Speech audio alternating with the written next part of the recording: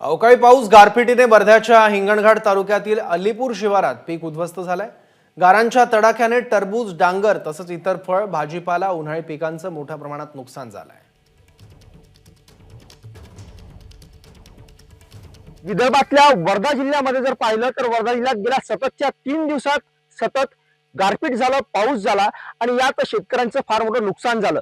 आपण अलीपूर परिसरामध्ये आहोत आणि अलीपूर परिसरामध्ये शेतात एका पाहू शकतो आपण टरबूजचं शेत आहे, पण टरबूजच्या शेतामध्ये कशा पद्धतीनं हे जे नुकसान झालेलं आहे। इथे पाहिलं तर हा जो टरबूजचा एकूण 3 एकराचा जो पट्टा आहे या ठिकाणी पिवळा पडलाय, अशा प्रकारची परिस्थिती आहे। तर काही भागात जो टरबूज आणि डांगर हे जे पीक आहे याचं मोठ्या प्रमाणात नुकसान झालंय।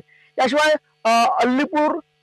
त्या अलीपूर परिसरातला जो आजनसरा परिसर आहे किंवा कान्होली कात्री परिसर आहे, या सर्व ठिकाणचा नुकसान जे आहे हे मोठ्या प्रमाणात आहे।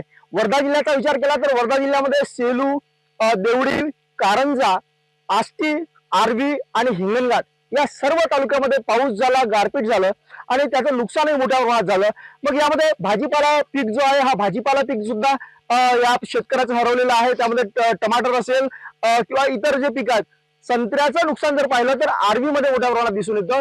आष्टी, कारंजा हा जो पट्टा आहे या ठिकाणी संत्रा जे पीक आहे हे संत्रा पीक शेतकरी घेतात आणि या ठिकाणी सुद्धा संत्रा जो आहे याला गळती लागलेली आहे।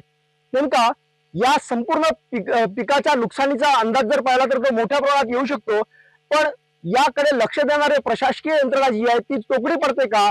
म्हणजे निवडणुकीच्या धामधुमीमध्ये जे लोक गुंतलेले आहेत ते पंचनामे करण्यासाठी अपुरे ठरतील का, हे सुद्धा पाहणं तेवढंच महत्वाचं आहे। आणि नेमका पंचनामा कधी होतो, नुकसान भरपाई कधी मिळते, याचीच प्रतीक्षा आता अलीकडे शेतकऱ्यांना आहे। एकनाथ चौधरी, एबीपी माझा, वर्धा। एबीपी माझा, उघडा डोळे बघा नीट।